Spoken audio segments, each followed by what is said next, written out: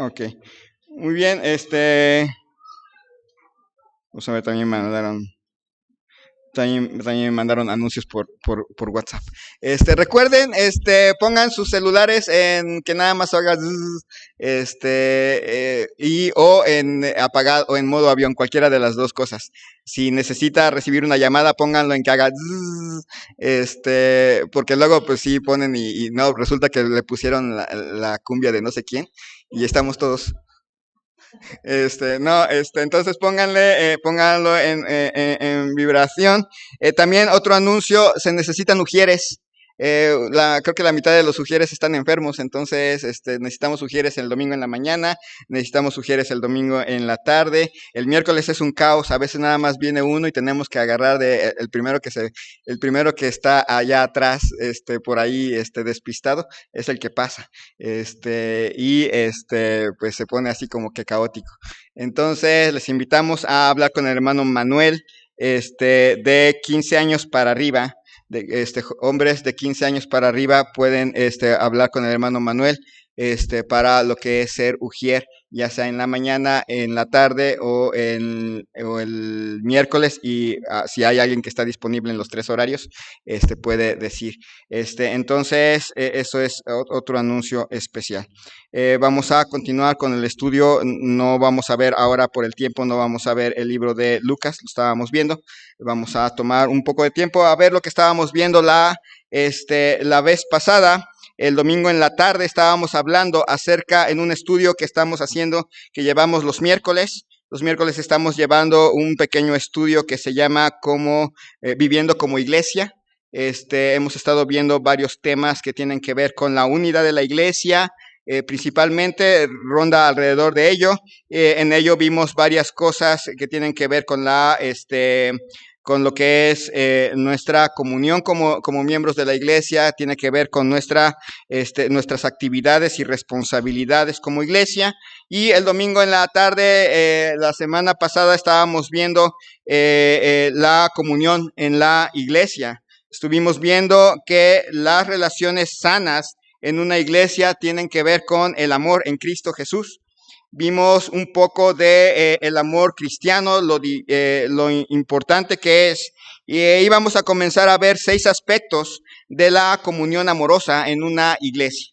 Entonces, en este sentido, vamos a continuar este pequeño estudio para poder acabar con un buen tiempo y salir bien alimentados el día de hoy. Vamos a orar. Señor y Dios, te doy gracias en esta tarde, en esta mañana tarde ya, que por cada uno de mis hermanos aquí presentes. Gracias, Señor, por tu bondad, tu misericordia para con nosotros, porque tú nos congregas en una iglesia. Tienes un propósito para cada uno de nosotros dentro de la iglesia. Señor, ayúdanos a cumplir ese propósito.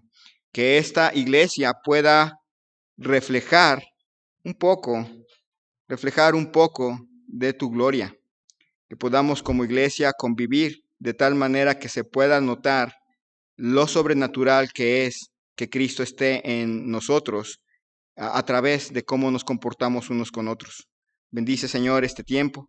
Te rogamos, Señor, por Derek, que se encuentra enfermo en este día. Señor, que tú lo sanes, que él se pueda recuperar. Cada uno de nuestros hermanos que hoy están padeciendo, que tú, Señor, les animes, les ayudes, les fortalezcas. Si hay algún hermano, alguna hermana que no llegó por desánimo, Señor, que tú hables a sus corazones, y a nosotros como iglesia que nos animes a poder hablar con ellos y animarles a llegar. Gracias, Señor, te damos por tantas bendiciones que tú nos has dado. Te ruego, Señor, tu bendición en este día y más adelante en la asamblea, que podamos cursar con rapidez, pero al mismo tiempo con responsabilidad. Te ruego esto en el nombre de Cristo Jesús. Amén. El amor que se necesita en una iglesia va a buscar el entendimiento. Romanos capítulo 12, versículo 16. Romanos capítulo 12, 16.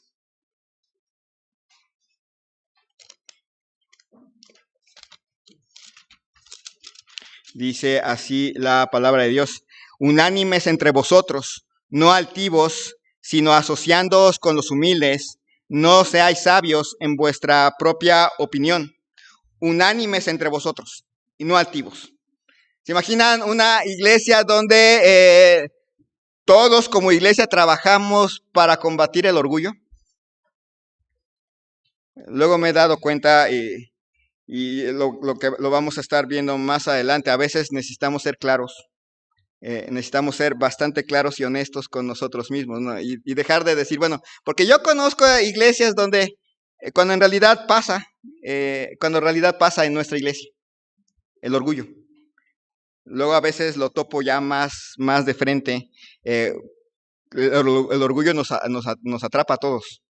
Y es muy amenazante y a veces por orgullo tomamos decisiones, a veces por orgullo echamos a perder un montón de cosas.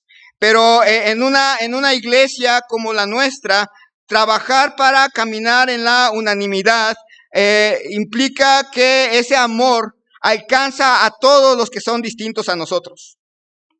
Aquí estamos muchas personas y cada uno de nosotros es diferente. Tenemos muchas cosas que nos hacen distintos. Tenemos muchas cosas que inclusive en carácter nos hacen que choquemos con otras personas. Pero el amor de Cristo en nosotros debería de alcanzarnos para poder amar al que es diferente a nosotros. Nos debería de alcanzar. Nos debería de alcanzar para buscar entender a otros en sus luchas, en sus anhelos, en ese intento de reconciliarnos e incluso a tener amistades entre nosotros. El mundo se dedica a hacer divisiones y divisiones claras. En la iglesia, en Cristo, las divisiones se deben de romper. Podemos aspirar a tener amigos de diferente edad, ya sea más grandes o ya sea más chicos. Podemos tener esa bendición de poder tener, poder tener amistad con alguien, inclusive de una tendencia política diferente. Aquí nos deberíamos de llevar bien. Pueden imaginar una iglesia donde la comunidad se esfuerza por tener amistades reales e importantes con los que son distintos. Requiere esfuerzo. Todo con Cristo en el centro. Cuidándonos de los estereotipos. Encasillar a las personas en ciertas cosas. Que los adultos digan, bueno, no, los jóvenes son los rebeldes y no los entendemos. Entonces no nos llevamos con ellos.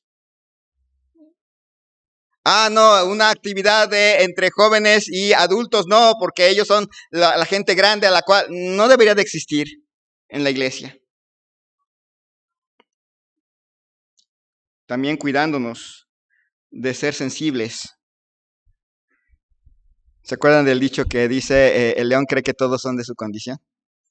Y a veces llegamos pensando hablar a las otras personas en nuestros términos. Los que trabajamos los historiadores nos enseñan a no acercarnos a la historia de otros en los términos de nosotros.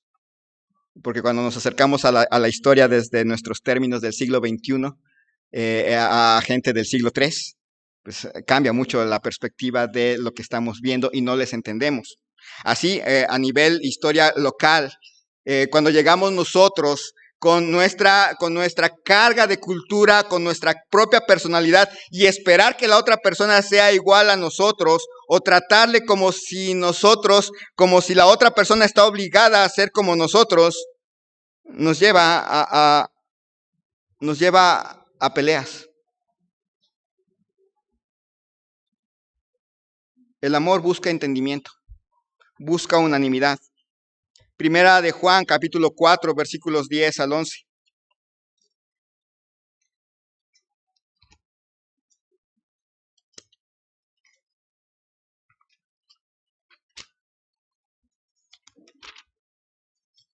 Primera de Juan, capítulo 4, versículos 10 al 11.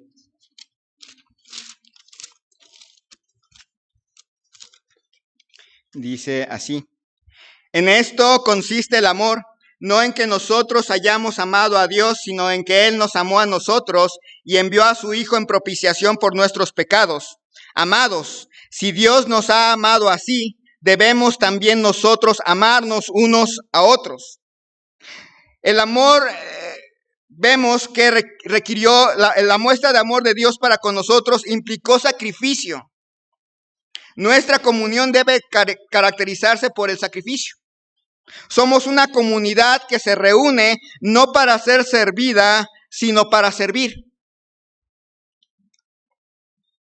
Cambiamos las comidas de ¿cómo se llama? De aniversario, de comida a cena, porque en la comida se ponía feo.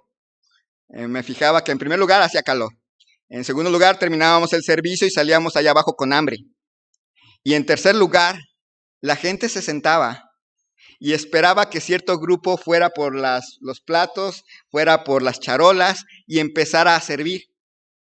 Y ahí era donde venía el problema. Porque nadie se levantaba a ir y por su plato, sino esperaba que le trajeran su plato. Y si por alguna razón a un joven le tocó la mesa que sigue, porque se distribuyeron así las mesas, y ese joven fue más rápido y empezó a servir la mesa del otro lado, los de esta mesa empiezan, ¿y por qué no me estás sirviendo? Y empiezan a enojarse y empiezan ¿por qué a ellos? Si hay preferencias y que no sé qué. Eso surge en una iglesia donde se espera que me sirvan y no se espera que uno sirva. Por eso ya se fijaron, no sé si se fijaron las últimas veces, lo que hicimos es cambiar de comida a cena. Ya venimos con menos enojo, ya comimos. Y segundo, cada quien pasa por su plato. Es mejor. Es mejor cuando se hace como buffet. Y cada quien pasa por su propio plato. Cada quien, si se va a enojarse, enójese con usted. ¿Por qué no me repartí a mí mismo primero? Bueno, ya será usted. Sí, obviamente a las personas más grandes que les cuesta trabajo, alguien tiene que llevarle su plato. Eso sí se entiende. Pero somos una iglesia, imagínense una iglesia que se reúne en primer lugar para servir y no para ser servido, y cada uno entiende que está aquí no para que la gente le sirva, sino porque va a servir a otro y otro le va a servir a usted. Cambiaría mucho la dinámica de una iglesia, ¿verdad? Bastante. Gálatas capítulo 6, versículo 2.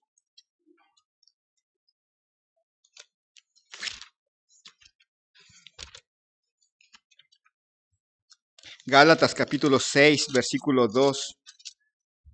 Dice desde el 1, hermanos, si alguno fuere sorprendido en alguna falta, vosotros que sois espirituales, restaurarle con espíritu de mansedumbre, considerándote a ti mismo, no sea que tú también seas tentado. Sobrellevad los unos las cargas de los otros y cumplid así la ley de Cristo. Sobrellevad los unos las cargas de los otros. Más adelante habla de otro tipo de cargas que son propias de cada quien. Hay cosas que cada quien tiene que cargar, pero hay otras cosas que va a necesitar ayuda. ¿Se acuerdan cuando vimos la clase de discipulado? Y en esa clase vimos la importancia de participar unos con otros para ayudarnos a crecer. A veces pensamos, bueno, eso es solamente del liderazgo. El liderazgo está obligado a ayudarnos a crecer, pero lo que vimos en aquel entonces es que el liderazgo su función es capacitar a la gente para que la gente pueda servirse una a la otra. Estar al lado de un hermano que lucha. Lidiar con alguien que necesita ser discipulado. Ayudar con recursos. Visitar a alguien. Apoyar en el cuidado de niños. Llevar comida al enfermo. Apoyar a una hermana que necesita reparaciones en su casa. Alguien que puede ofrecer un empleo. Ayudar a otro que necesita un empleo. O a veces simplemente poner el hombro para llorar. Cosas que podemos hacer. Algunas las aprendimos, ya las veníamos haciendo hasta cierto punto y de repente llega la pandemia y aprendimos la importancia de llevar comida al enfermo. Muy bonito.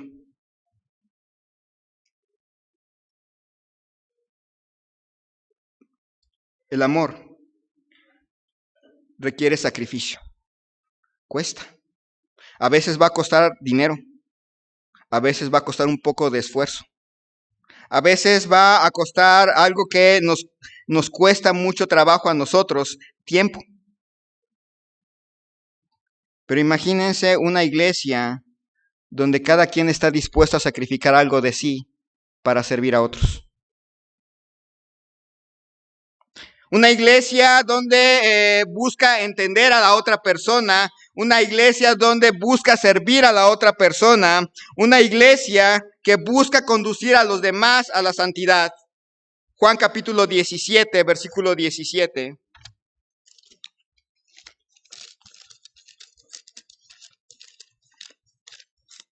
Juan capítulo 17, versículo 17. Santifícalos en tu verdad. Tu palabra es verdad. Parte de la oración de nuestro Señor Jesucristo incluía esa petición por los discípulos. Santificarlos en la verdad. Dice Colosenses capítulo 3, versículo 16. Colosenses capítulo 3, versículo 16. La palabra de Cristo mora en abundancia en vosotros, enseñándoos y exhortándoos, ¿cómo? Unos a otros en toda sabiduría, cantando con gracia en vuestros corazones al Señor, con salmos e himnos y cánticos espirituales. Nos debe de caracterizar ser bíblicamente honestos, saber ser respetuosos, y con respeto a ayudar al hermano, a la hermana, a dirigir su mirada a la palabra de Dios y a nuestro Señor Jesucristo. Es una tarea que nos corresponde a todos. Desde el púlpito debe de haber esa tarea de animarles unos a otros a leer la palabra de Dios y que se ayuden mutuamente a dirigir la mirada a Cristo.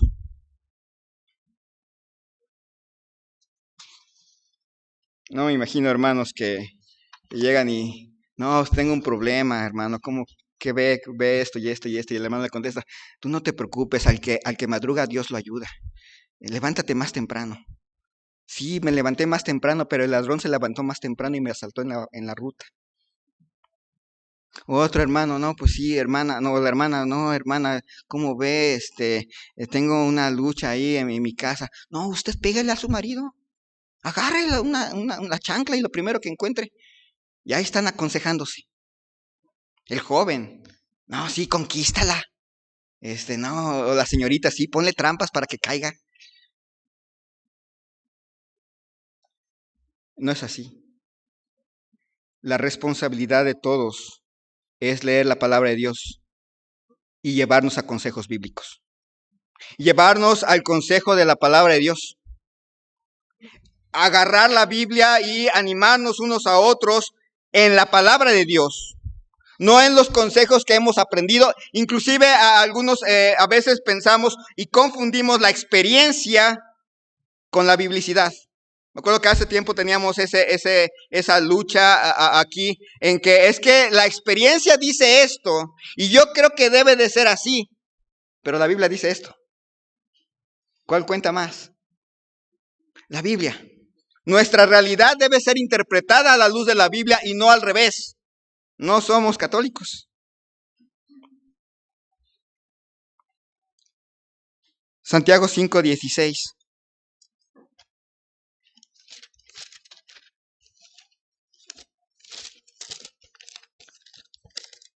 Santiago capítulo 5, versículo 16. Confesaos vuestras ofensas unos a otros y orad unos por otros para que seáis sanados. La oración eficaz del justo puede mucho. Alguna vez vimos el libro de Santiago hace mucho tiempo, tanto con el hermano Carlos como conmigo, me parece. Y veíamos en este texto que, en realidad el libro de Santiago, la temática es la madurez cristiana. Y cuando llega al capítulo 5 nos habla de que el cristiano maduro a veces se va a enfrentar al desánimo. A veces nos desanimamos. Y llegamos ahí al confesaos vuestras ofensas unos a otros y orad unos por otros. Y no habla de que vamos a establecer aquí un cuartito donde usted va a llegar y usted me va a decir sus pecados y yo le voy a decir que está perdonado. No, no habla de eso. Habla de la honestidad que debemos tener entre nosotros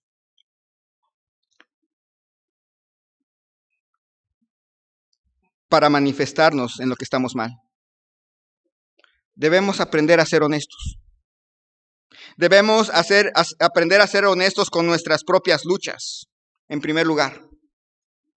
Muchas de las tragedias que nos pasan en la iglesia es porque luchamos con algo en nuestra vida, pero no somos capaces de confesarlo a otro y pedir ayuda. Llegamos a la conclusión, yo puedo solo. Pensamos que esa es la característica de un cristiano maduro.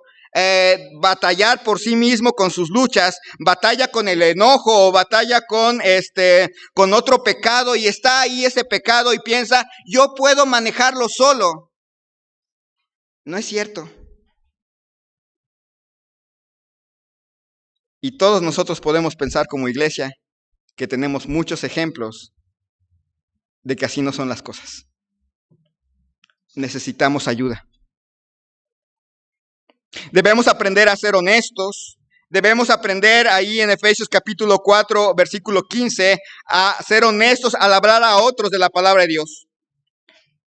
Efesios capítulo 4, versículo 15.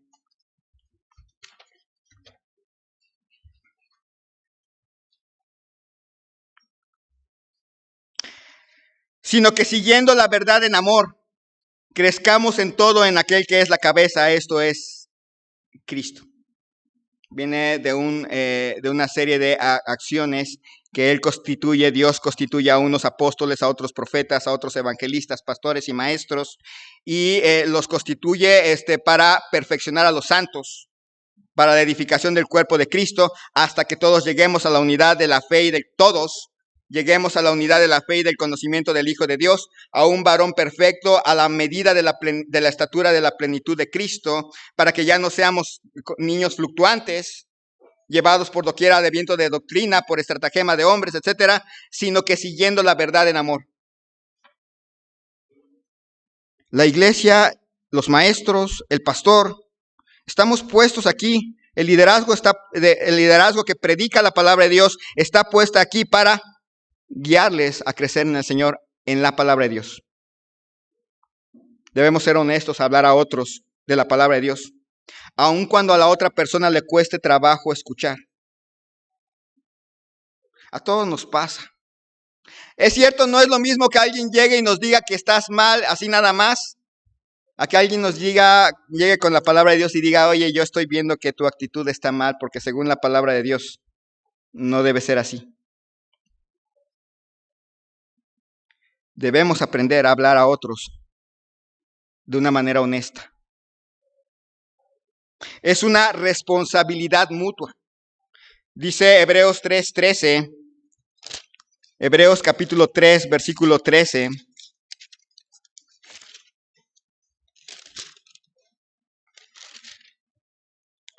Antes, exhortaos los unos a los otros cada día, entre tanto que se dice hoy, para que ninguno de vosotros se endurezca por el engaño del pecado. ¿De quién es la responsabilidad de que nadie aquí se endurezca por el pecado?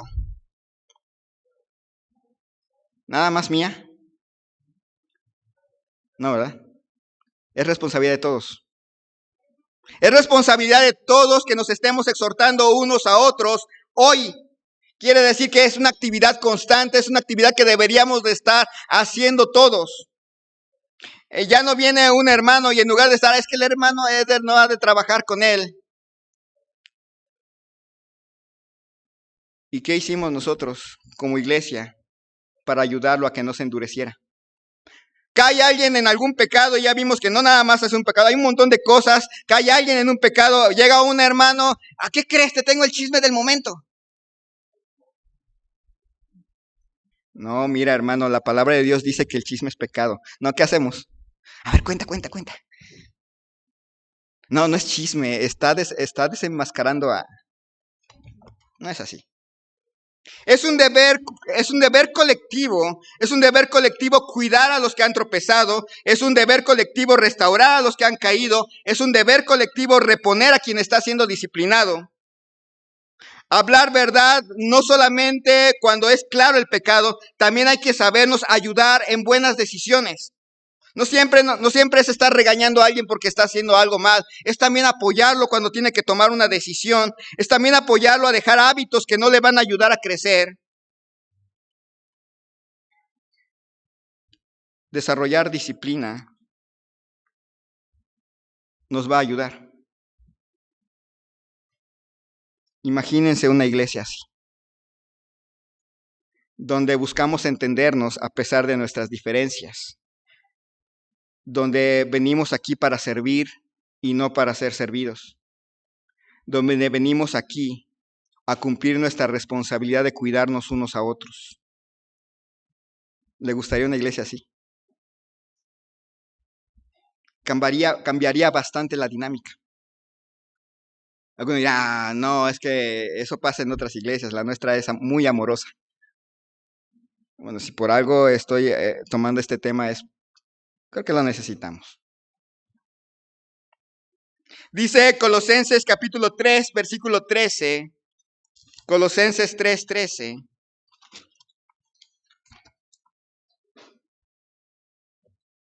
Soportándoos unos a otros y perdonándoos unos a otros, si alguno tuviere queja contra otro, de la manera que Cristo os perdonó, así también hacedlo vosotros.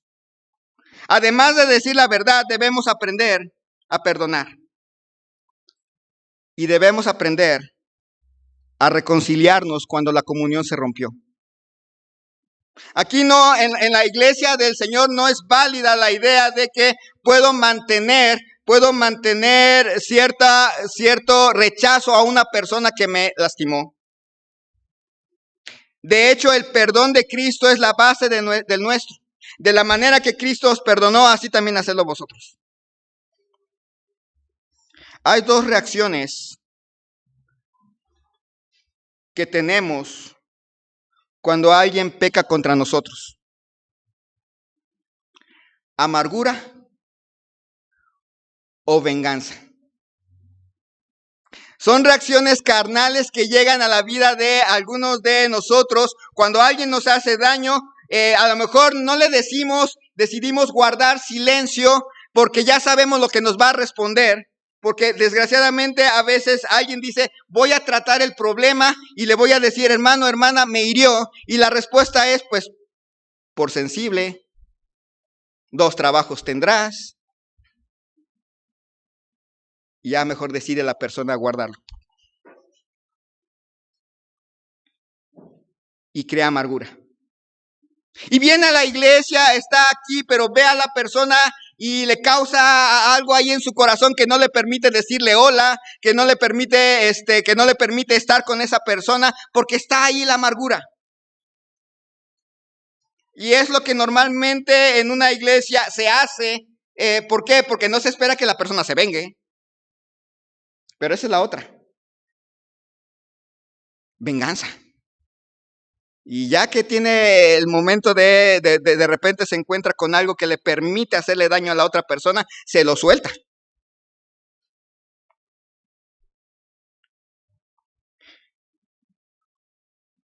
Dios,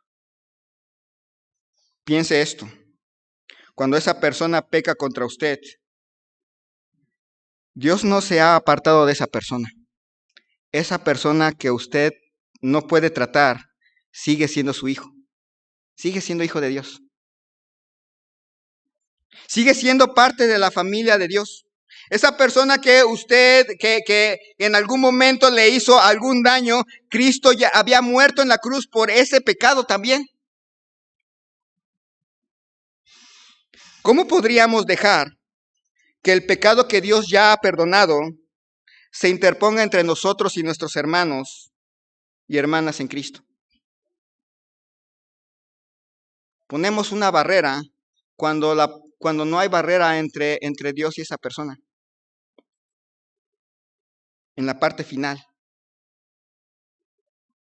Perdonar desde una postura de misericordia significa rehusarnos a dejar que el pecado se interponga en el camino de una relación. Rehusarnos a guardar rencor. Piense por un momento, por cada día que usted le guarda rencor a la otra persona, su comunión con Cristo está rota.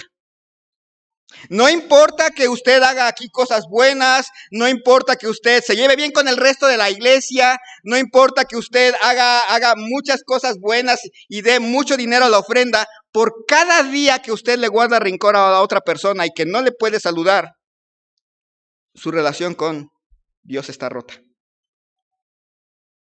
¿Le gusta vivir así? ¿Cómo podemos cultivar esa postura de misericordia sabiendo que las personas en la iglesia van a pecar contra nosotros? Y eso es cierto. ¿Se acuerdan que vimos al principio? Estamos llamados a amarnos unos a otros, pero tenemos un gran problema. Nosotros somos pecadores. Ese es el primer problema. Y el otro, la otra persona también. Y es un enorme problema para nosotros y siempre va a haber alguien que no nos saluda, siempre va a haber alguien que nos hace así con la nariz, le picó la nariz pero le hizo así y nosotros nada más vimos que nos hizo así, ya me hizo señas con la nariz. Siempre va a haber alguien que nos va a hacer algo, siempre, no lo dude. Uno, no suponga, dé el beneficio de la duda. ¿Le hizo así? Ya no me quiere el hermano, la hermana me hizo así. Bueno, vaya y pregúntele, oiga hermano, ¿por qué me hizo así? Es que me estaba picando la nariz. Lo vi en la calle y pasó junto a mí, ni me saludó. Les va a pasar mucho ahorita conmigo. No traigo lentes. Y necesito concentrarme en el camino porque si no me concentro en el camino me va a pasar algo. No suponga nada, pregunte. Si se siente herido por la actitud de otra persona, vaya y pregúntele. Arregle cuentas. No deje ni un minuto esa comunión rota con Dios por causa de un pleito con otra persona. Extienda misericordia. Segundo, considere que como cristianos pertenecemos a Cristo y en la eternidad unos con otros. Debemos recordar que un día vamos a estar juntos en Cristo por toda la eternidad. Así que si usted estaba pensando, qué bueno que ya se fue de la iglesia, me caía gordo. Le tengo una muy mala noticia. Viene la eternidad. Y si no arregla cuentas con esa persona aquí, Dios lo va a hacer arreglar cuentas en el tribunal de Cristo.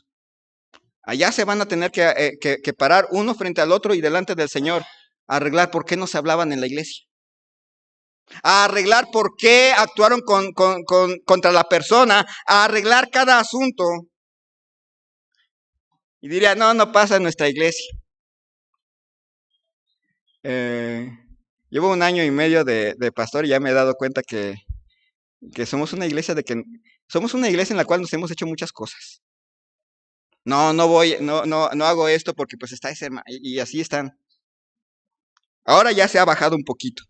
Pero antes sí me costaba, no puedo poner a colaborar a 2 personas porque no se llevan. Y se pone feo.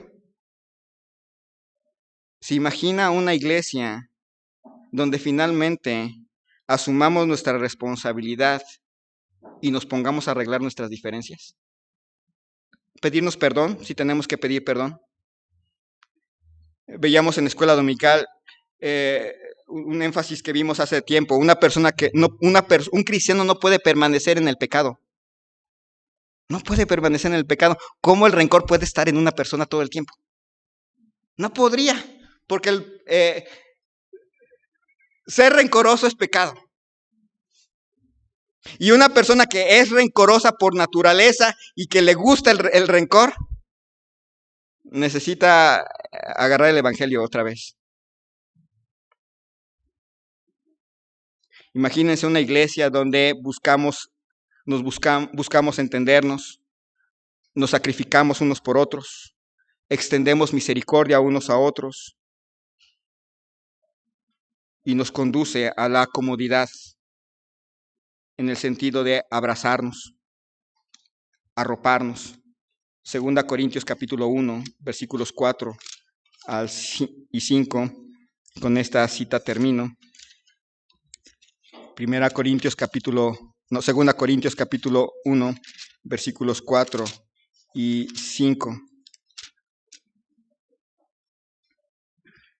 El cual nos consuela en todas nuestras tribulaciones, para que podamos también nosotros consolar a los que están en cualquier tribulación por medio de la consolación con que nosotros somos consolados por Dios. Porque de la manera que abundan en nosotros las aflicciones de Cristo, así abundan también por el mismo Cristo nuestra consolación.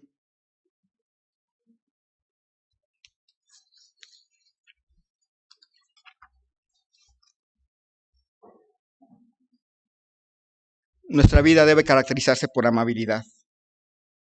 La amabilidad es un reflejo de la compasión de nuestro Señor.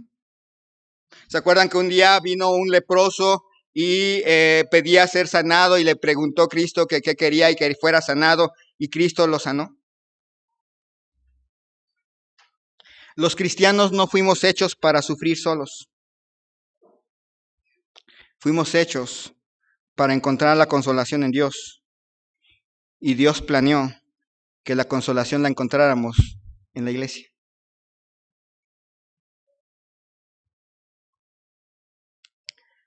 Somos una iglesia que sufre. ¿Alguien aquí tiene una enfermedad que ya no se le va a quitar? Puede levantar su mano. Tiene una enfermedad o conoce o tiene un familiar cercano cuya enfermedad no se le va a quitar. Yo creo que sí. Algunos aquí tienen problemas financieros. ¿Hay alguien aquí con problemas financieros? Puede levantar su manita. Ahí hay alguien. Ahí hay otros. Hay varios con problemas financieros.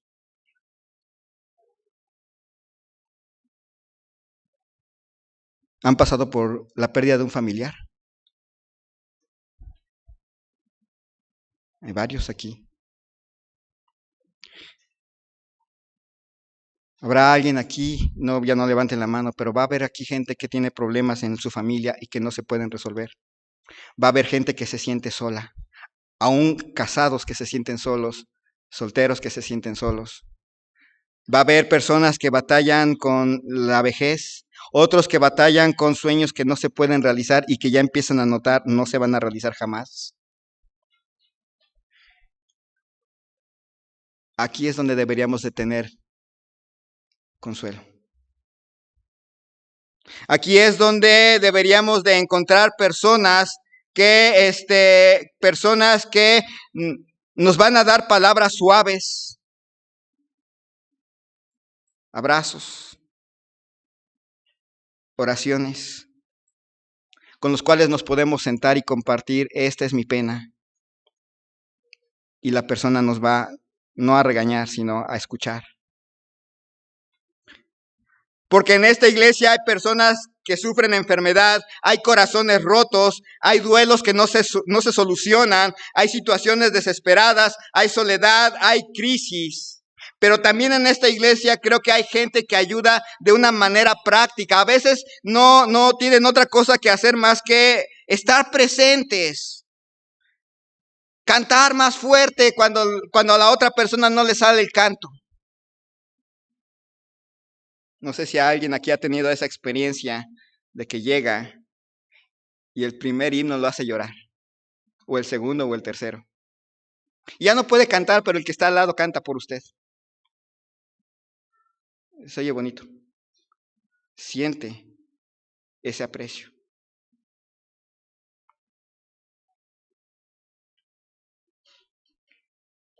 Esta es quizás para algunos la última parada de consuelo que van a tener. E imagínense que llega a la iglesia con su corazón roto y llega alguien y le hace una cara. Llega alguien y no le extiende la mano. Y su corazón roto se convierte ya en una alma rota y fue la última parada que tuvo antes de finalmente quebrarse. ¿Cuántas personas las hemos perdido por eso?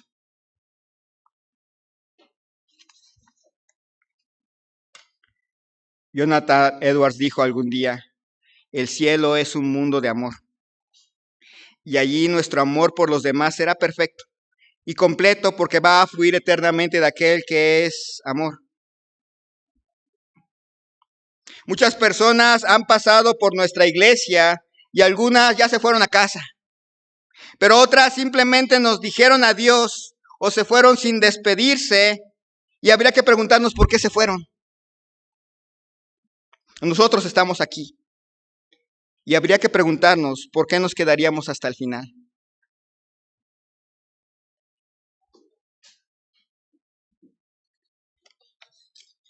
Las relaciones sanas en una iglesia se caracterizan por el amor. Les dije que iba a terminar, pero ya vi que me falta un punto. Si no lo acabo, pues nada más vamos a estar el siguiente miércoles con un punto. 1 Corintios 11, 23 al 26.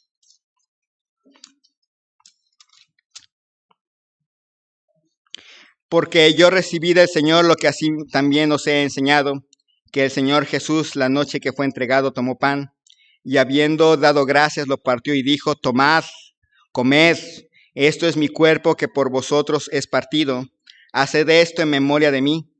Asimismo tomó la copa después de haber cenado, diciendo, esta copa es el nuevo pacto en mi sangre, haced esto todas las veces que la bebiereis en memoria de mí. Así pues, todas las veces que comiereis este pan y bebiereis esta copa, la muerte del Señor anunciáis hasta que Él venga. La cena del Señor es un llamado a considerar el amor de hermanos como un todo. Por cierto, no la hemos tenido, pero ya la vamos a tener.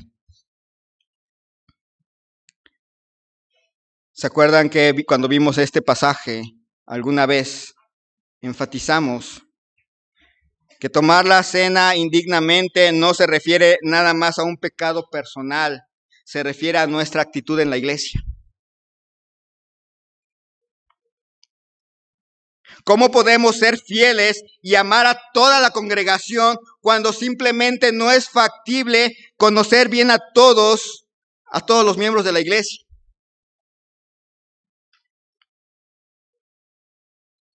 Primero, una sugerencia práctica. Ore por la lista de los asistentes de la iglesia. Si alguien dice, me gustaría orar por los asistentes de la iglesia, puede hablar conmigo, le doy una lista y puede orar por ellos. Ahí en el boletín viene la serie de peticiones específicas. Ya hay peticiones específicas de esos miembros. Hay otras que usted sabe. Segundo, cómo amar a toda la congregación. Ayude a edificar a algunas personas a través del discipulado. Involúcrese en la vida de otra persona y ayúdele a crecer con el afán de que esa persona después ayude a otra y esa otra ayude a otra y así indirectamente usted habrá ayudado a muchos a crecer espiritualmente. No espere a que el pastor le diga, usted puede discipular. Usted conoce personas que sí a las que puede discipular. Sí puede esperar, preguntarme, hermano, ¿me puede dar material? Ahí ya es diferente. Tercero, una de las cosas más amorosas y prácticas que podemos hacer es ofrendar. Porque nuestras ofrendas se ocupan para todos.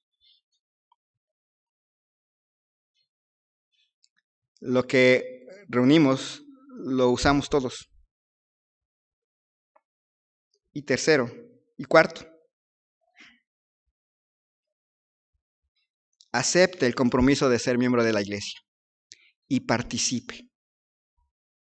Las reuniones de la iglesia de membresía no tratan nada más de negocios. Hablamos de negocios, pero no tratan nada más de eso. Aquí es donde mostramos nuestro amor por los nuevos al afirmar nuestra profesión de fe. Aquí es donde afirmamos nuestro compromiso al aceptar a los nuevos miembros. Es donde de una u otra manera nos ayudamos a cuidar de la salud de la iglesia.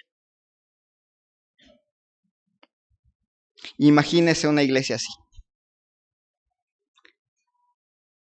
Imagínese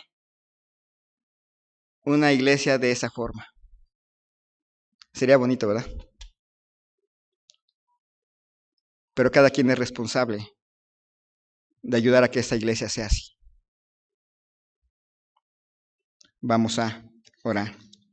Señor y Dios, te doy gracias en esta tarde por la vida que nos concedes.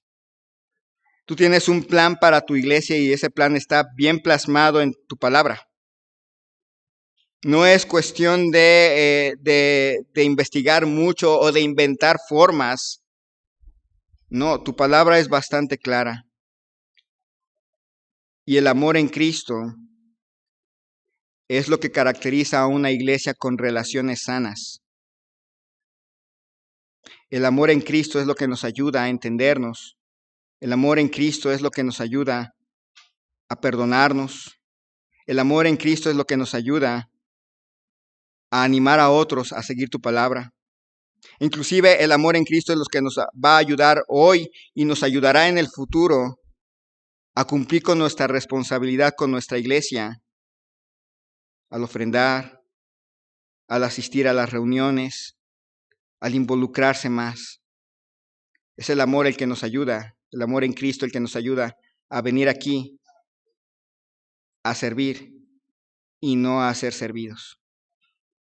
Que el amor de Cristo se refleje realmente en nuestra vida. Seguramente hay personas aquí con heridas en su corazón. Seguramente hay personas que han herido a otras a lo largo de su paso por esta iglesia. Tú, Señor, pone en sus corazones el deseo y la obediencia para arreglar esos asuntos en Cristo. Que tú, Señor, obres en nuestros corazones y cumplas tu voluntad para esta iglesia. Que esta iglesia refleje